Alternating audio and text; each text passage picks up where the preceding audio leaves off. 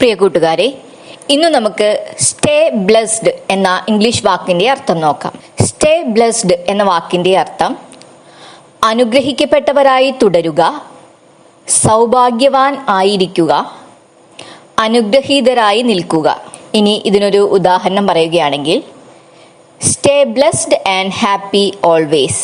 ഇതിന്റെ അർത്ഥം എല്ലായ്പ്പോഴും അനുഗ്രഹീതരും സന്തോഷിതരും ആയി നിൽക്കുക.